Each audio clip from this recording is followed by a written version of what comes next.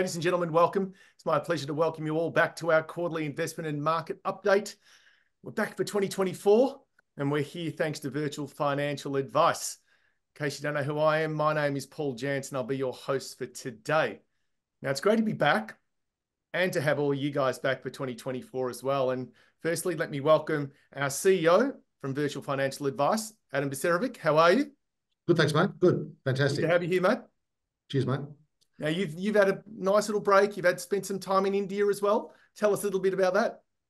Yeah, mate, had a great trip over to India. We're there for 30 days over Christmas. And it was really, it was lovely, actually. I highly recommend it. And, you know, a couple of interesting things, I suppose, we learned from there. I suppose the most interesting one in regards to financial advice was that, you know, you don't get a pension over there unless you work for the government. So a lot of families, you know, the kids live with the parents and everything else. So, you know, we're very lucky in Australia. We have a retirement system. So, you know, that was one big key thing. And I think another thing I found was over there that, you know, there's no smoking in public, which is great. So no one could just go out and smoke. You know, I work in the city and you go out the streets and just everyone's smoking everywhere. You can't go to the park because all the smokers are there. So I really enjoyed that. And the other thing was that, you know, they're all pretty healthy over there. They're all like that. The average BMI over there is only 22. So it'd be great writing insurance over there because they're all healthy. So 22 over there. What's our BMI here? What's our average in Australia? It's close to 20 out of 29, I think. So it's totally different, mate. Yeah. Very interesting. Very interesting. Now, we know you're very passionate about helping the clients of Virtual Financial, and that's the great thing about what we do. Yeah. But I know earlier this year we did some financial tips for 2024. In case anyone missed them, are you okay to share your number one tip? Yeah, look, I think what I tell all clients, it's very important to spend one day a year on your financial health. Like, you know, not just seeing your financial advisor, but maybe go and, you know, take the day off, go and have a lunch, go to your favorite coffee shop and talk about, you know, not just your retirement plan, but also talk about your home loan. Like, you know, your bank's not going to ring you and say, hey, Paul, here's a good idea, we'll reduce your interest rate. But if you ring them and say, hey, I'm thinking of changing, they might make an effort. You know, get your will in place, you know, just in case something happens. You know, unfortunately, people die. You know, death and taxes are guaranteed. You know, and look at your, you know, talk to myself, do a Zoom meeting. You know, we can talk about, you know, how you're on track for retirement, and really just, you know, the key thing is you got to help yourself because no one's going to come and help you. Yeah, well said, well said. And I think a lot of people don't do that enough. And I know I've heard you say this quite a bit in terms of just one, take some time out.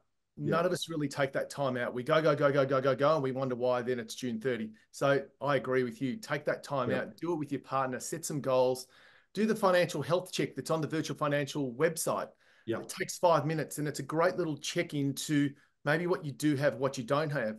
Just a quick one for you guys as well is I did what you suggested. I rang the guys about my car loan, first of all, my car lease, and brought it down by $100 a month. Then I thought, you know what? I'm going to ring the insurance company as well and find out, is there a way that they could bring my insurance down per month? That came down from $270 a month to $232 a month. Again, if you don't ask, you don't get. They're not going to do you any favors, as you just said. Yeah, well, I just spoke to a client just yesterday, and that they were paying in their SMSF, they were paying 9.9% interest rate. And but they just do nothing about it. So, you know, I encourage them to ring the bank and say that, you know, look, you're looking at changing, and the bank reduced it to 7.2, and that's a massive saving over a 20-year loan. Like, it's probably a $100,000 saving.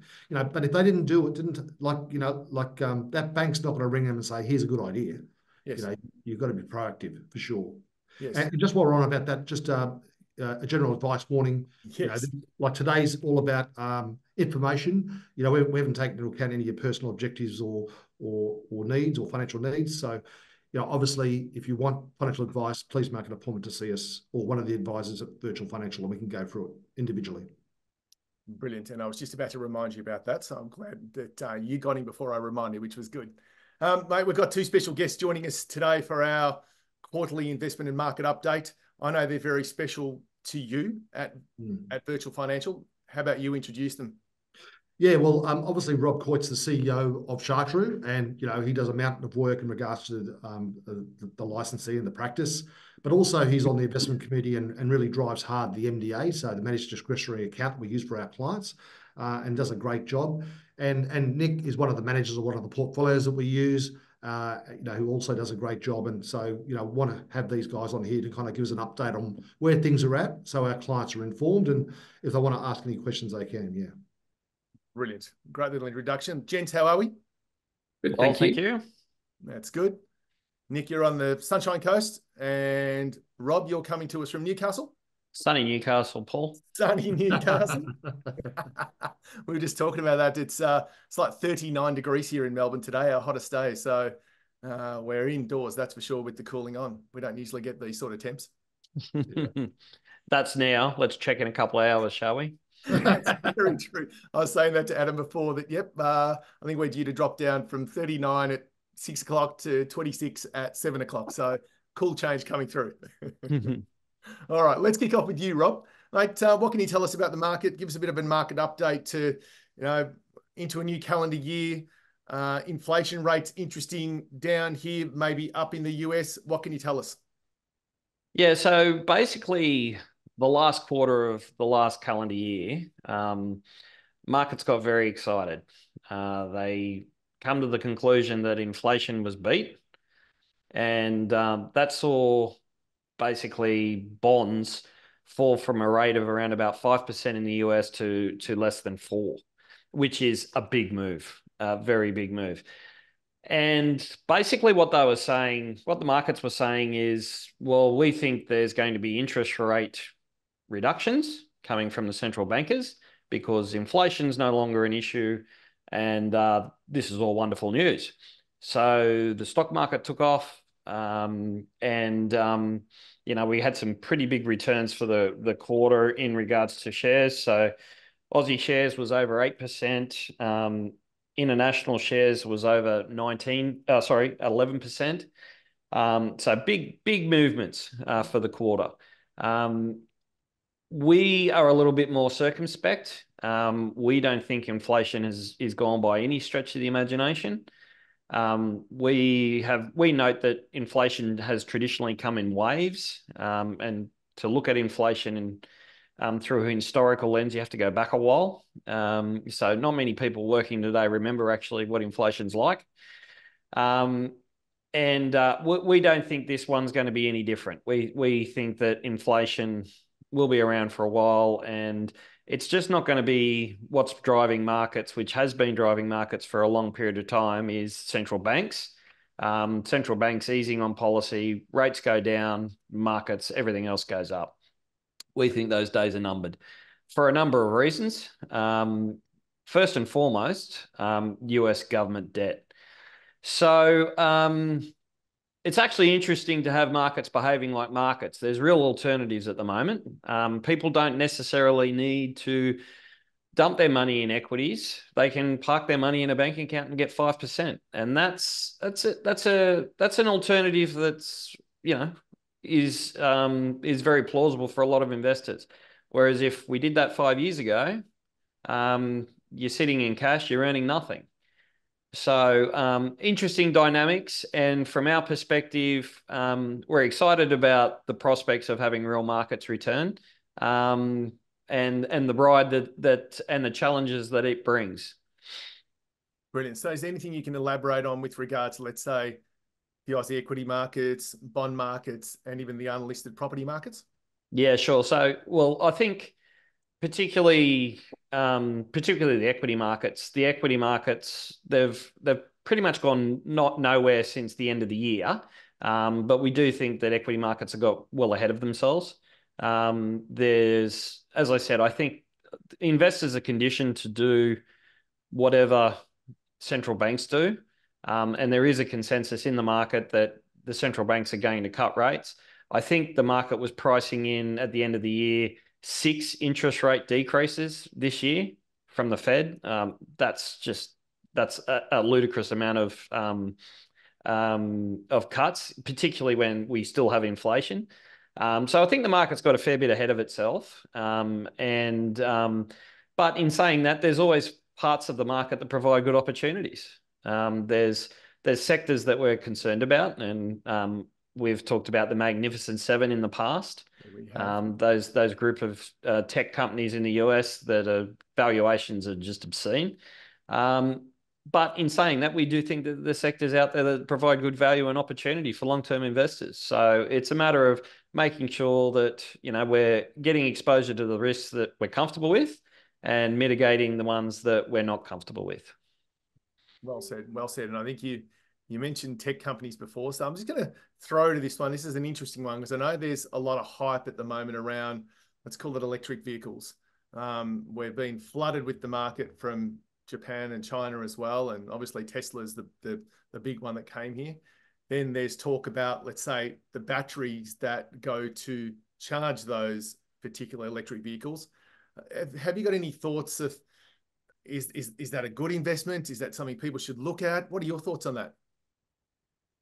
Yeah, from the electrification perspective, we definitely have exposure to copper. We think, you know, if it's one thing to have ambitions, it's another thing for them to be doable. And we think a lot of these, you know, 2030 targets and all these other things that are sort of, you know, pretty much coming from globalist bodies like the WEF, we think they're pie in the sky type stuff. Even if it was achievable, we don't have the resources to be able to facilitate. So it's all well and good to say we want to do something, but it's got to be practically doable. In saying that, if this is a long-term trend that will continue, well, we're going to need a lot more copper, a lot more electricity. We're going to need, the infrastructure grid's got to change. There's a whole heap of stuff that's going to go on. So that's how we're choosing to play that. We also, you know, I guess it's a bit of a counter of that argument. We think traditional energy sources have been discounted way too far because basically investors have sort of said, well, these things are no longer applicable when we actually think they are. So I guess from that perspective, that's sort of how we're playing this at the moment. Yeah, cool.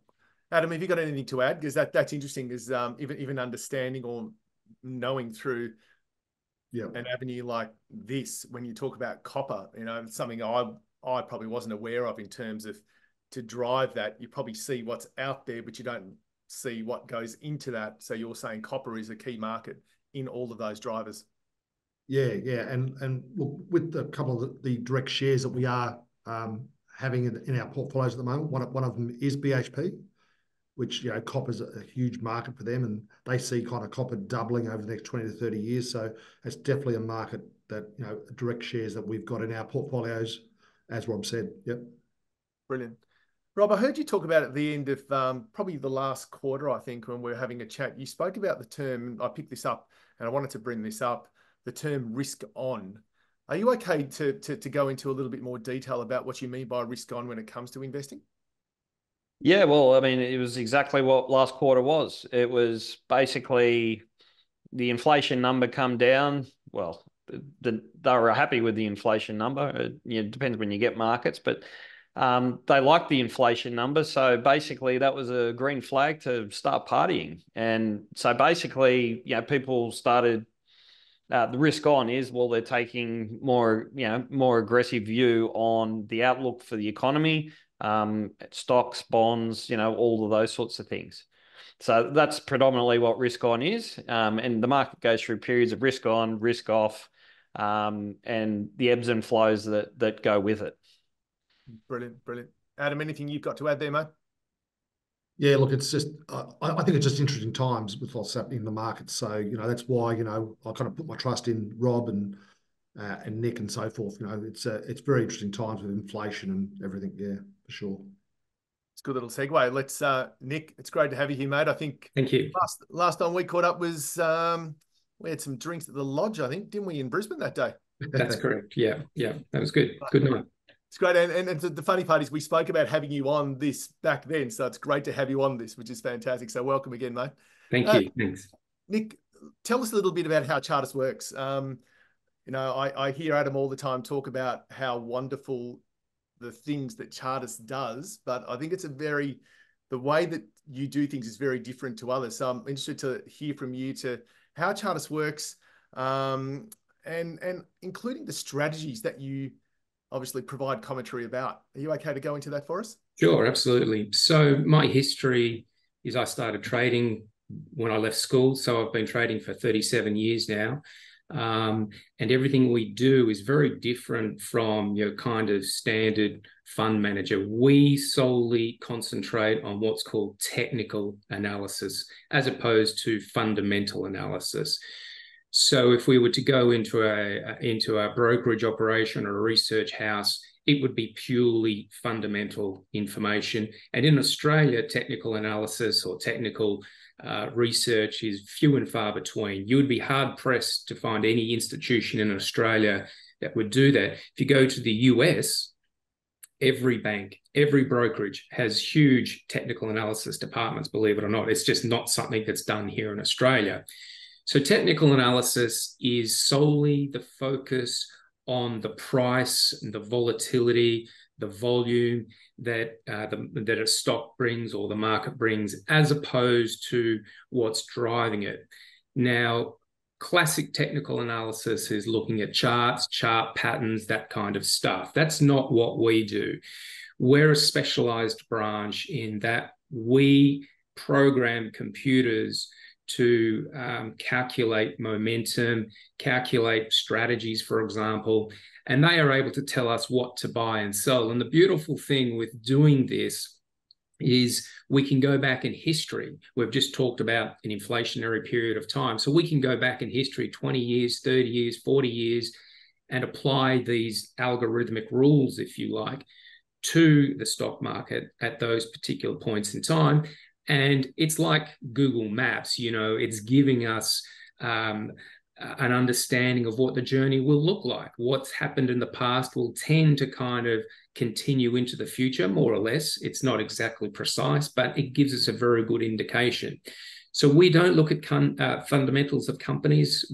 Dare I say it, we're not overly really interested in what they're doing, but we invest solely in momentum. And this is a strategy mainly used by hedge funds and more advanced kind of users, but we've brought it to the retail circles now. And the benefits for clients are multiple. First and foremost, it's a great diversifier. It's very different to what other fund managers would do, meaning we'd hold stocks probably quite different to what other fund managers. The correlation of our strategy, for example, against a buy and hold portfolio is about 0.46. So it's quite low. And that offers some good diversification. The strategy we adopt here trades the all ordinaries except the top 100. And granted, the last couple of years, that part of the market's been tracking sideways, which is our Achilles heel. But over the long term, we've seen this before, and we're not concerned about it in any way, shape, or form.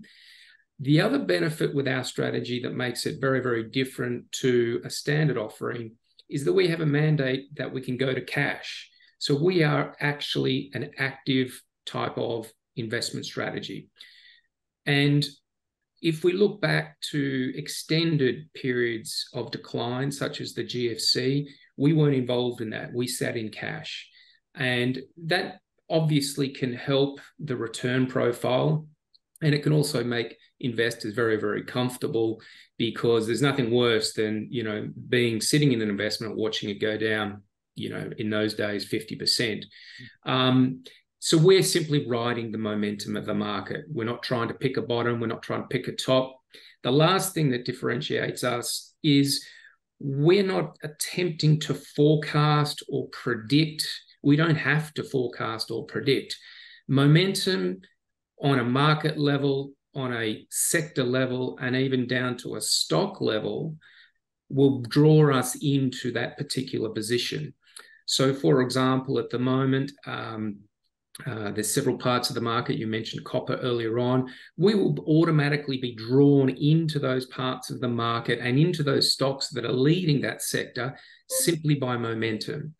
So we don't try and pick stocks. We're not stock pickers. They tend to pick us, if you like, simply from the momentum. And the benefit is it doesn't matter what the next fad is. You know, at the moment in the US, it's all AI. Well, guess what? We're long AI stocks, not because we predicted them, because they are leading the market. And that's all we simply do. We held Tesla, for example, in 2020. And I think we bought that at $41 for no other reason that it was going up and it was strong. And I think we sold it about $240. Now, since then, Tesla has faded and we haven't been involved again. We're not making a prediction that Tesla will never go up again, but when it's going down, we can't make money on it. We can only make money when it's going up. So the beautiful thing with the strategy is we don't have to predict the sector or anything like that. And if the market does go a little bit sideways, a little bit pear-shaped, if you like, we'll get out of it. March 2020, the COVID crash, the strategy was in cash because, believe it or not, the market had started trending down before that news came out about the shutdowns. So we were able to stand aside. And yes, the market bounced back very, very quickly. But those sustained bear markets that we have seen in the past, 01, 02, for example, for those who've been around long enough, and also during the GFC, we completely can sit out of those, which makes us very, very different from everybody else. Fantastic. And that's the strategy that sits inside the MDA? That's correct, yes. So this particular strategy just invests in the small caps outside of the ASX 100, yes. Beautiful. Mate, what a great little summary that is. Adam, anything you'd like to add to that, mate? Yeah, well, I think just, you know, as part of our MDA, it's great to have that diversification, things that don't act the same way. So, you know, the satellite portfolio we have in our MDA holds about 10%, and it's just totally, it's going to act differently to the other portfolios that we have in there. So again, having true diversification is important. Yeah. Yeah, well done. That's fantastic. So how is that fund performing at the moment? That's a part of the MDA.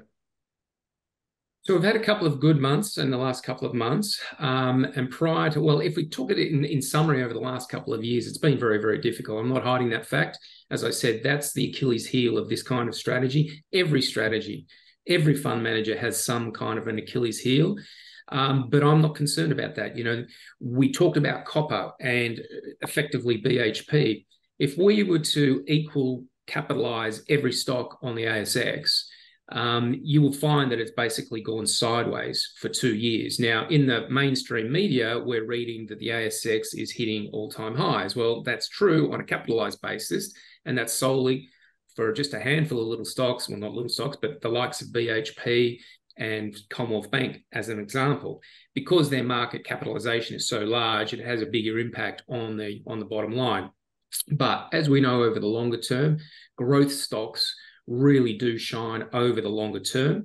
And as I said, I'm not in any way, shape or form concerned. I have my money invested straight beside all my clients in this particular strategy.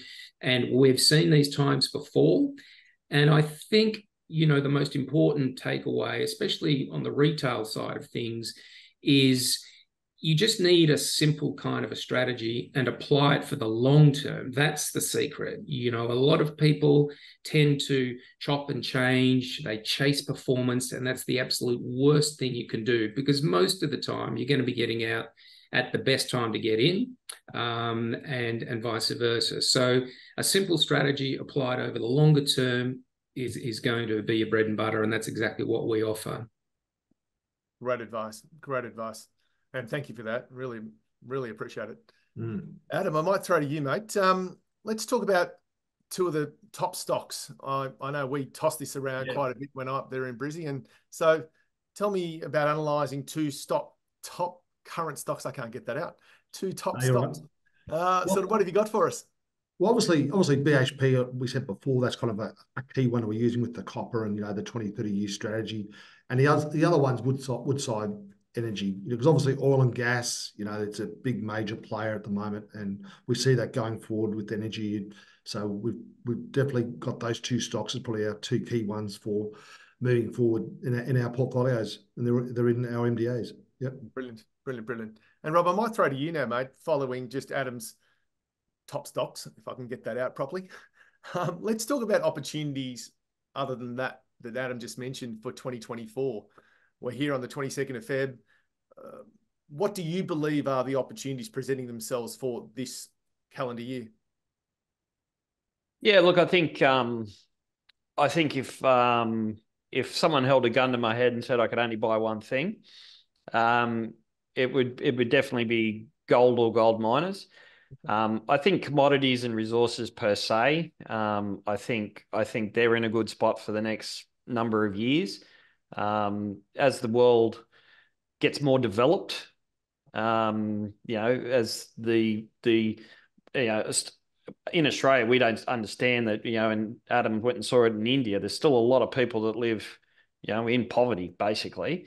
As they do get out of poverty, then they expect a better quality of life. And that's driven by, they want goods and services, they want cars, they want better housing, they want better food, yada, yada, yada. So to me, I think they're probably the sorts of areas that I think will probably do well. But in saying that, the market always throws up opportunities, and in saying that, it's, investors go from things they like to things they dislike, and that is the actual opportunity. Bit of a contrarian at heart. Unlike Nick's strategy, where they're sort of doing whatever's working, I'd sort of tend to take the opposite tact. But in saying that, that's why it's sort of, and so do a lot of investors, that's why it's a good part of it's a good mix in the portfolio. And Nick mentioned correlation. And to me, from a retail investor's perspective, that's really important. Making sure, as Adam said, all your investments aren't doing the same thing at the same time. Because when they're good, no one cares. When it's the other way, people care. So it's trying to minimize that damage. It's very true, isn't it? It's always what we're searching for, that risk minimization while having growth at the same time. Yep. Spot on. Now we're going to open up the questions. You've got a Q&A bar there below you, everyone that's online. So if you've got any questions to Nick, to Rob, or to Adam, please use that.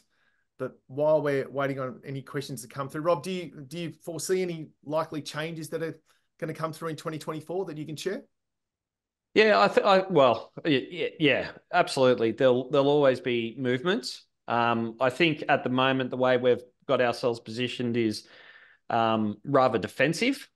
So there will come a point where we become more aggressive. But a few things have got to happen for that to probably happen first. But yeah, there will be adjustments made throughout the year as the opportunities start to present themselves, and we're getting reasonable value on a risk-adjusted basis for the trades we're making. And at the moment, there's a lot of things that we don't think you're getting rewarded for the risk that you're taking. Well said. Well said. Well, it doesn't look like there's any questions coming through. If you've got any and you'd like to throw them into the Q&A or the chat bar, I'm looking at both right now, but there's nothing coming through. So if anything you would like to ask, please jump in there and ask away. Guys, while we're waiting for any questions, I'll go to each of you. Nick, any parting comments before we wrap up? The only thing I'd add to Rob's comments is, we're an election year in the US. And that tends to be seasonally quite a strong year, actually, for US equities. We've had some pretty strong results out overnight in NVIDIA, which is probably the hottest stock on the planet, well, in the last 12 months or so. I think it's up 286% or something in the last 12 months. So those results came a big beat. And as a result, equity markets in the US have turned around very, very strongly overnight. So that should help us a little bit. We have disconnected from the US a little bit because of those tech stocks. But election year, the second part of February tends to be seasonally weak, and then we tend to get into a nice push through December. So I think it's going to be a positive year for stocks, especially in America. And hopefully that tailwind can drag the Australian market up and out. We're about 10% off all-time highs when you look at it on a non-capitalized basis, but we're trying hard.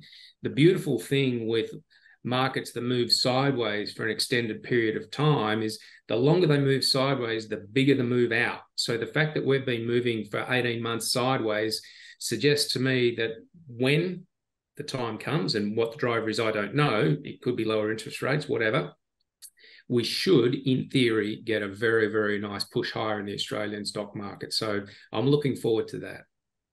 That is great to know. And yes, forgotten. Well, not that I forgot, but sometimes you try to fade out of it. There's a US election going on, what, November this year, is it? Yeah, you're not going to be able to forget about this one. No. How true, how true. Rob, any parting comments, mate? Yeah, no, look, I'd agree with Nick in regards to, it's an election year. So what do politicians do? They make a lot of promises. They spend a lot of money, yada, yada, yada. I do think that there is large part of the market, and we look at the bond market, and the bond market's telling us this, that they're onto the fact that the US is in trouble. They've got way too much debt. The economy is meant to be in a great spot, yet they're running, $1 trillion deficits. So there's going to come a point where, that's going to come home to roost. Where I probably the conundrum that I have in terms of equities is I don't think there's valuation there, but I do think that whatever these guys are going to do, it's going to be inflationary, and that will be good for equities. Okay. Because if you can park your money in the bank or in a treasury bond, you're going to get smashed in real terms. And so what investors will do is they'll tend to put it in the equity markets. And I've been reading some stuff where people actually think that's already starting to happen. So as I said, it's interesting markets. So it keeps everyone nice and sharp and guessing what's around the corner. Thanks, Rob. Now we have a question here. Have you seen any global events such as the Russian-Ukraine war, for example, affect markets over the last year? Well, not the problem, but I think this is probably gets back to our view with the disconnect. There was no reaction from the market to that war. There was no reaction to the Israeli situation. From a personal perspective, particularly the Ukraine, I was quite concerned. You had two nuclear superpowers talking a lot of nonsense, and to be honest, I didn't have a hell of a lot of confidence with the people that were, fingers over the buttons. So to me, I think those situations actually are showing the disconnect between markets and the risk that people are actually accepting and what they're getting rewarded for. I think that's probably a prime example. Yeah, brilliant. Thanks for answering that, Rob. Thanks for the question, Adam. Adam, mate, any parting comments before we wrap up? Just to let everyone know, going forward, our next one, we're holding these every quarter, and we'll be sending them out to all of our clients. And next quarter, we do have the leading economist from Beta Shares, David Bassanassi, speaking on our webinar. So that's going to be exciting for us and for, of course, for our clients, getting an economic update from one of the leading economists in Australia. So that should be good, and we'll make sure that's sent out to all of our clients. Very true. That'll be sometime in April that we will record that. So thanks for mentioning that, mate. That's a really important one. Yeah, so we'll definitely send that out after it's been recorded. So well said. Yep. Gentlemen, thank you. Thank you, Rob. Thank you, Nick. Thank you, Adam. Your thoughts, your comments, your commentary. I think it was outstanding over the last 35 minutes or so. So thank you very much. To all of you guys that have joined us, thank you again. Thanks for being live on these updates that we provide you with every quarter. It's always great to have experts online to help us with these quarterly updates. So till we see you next time, please enjoy the rest of your day. And thanks again. Thanks, Paul. Thank you. Thank you. Well done, guys.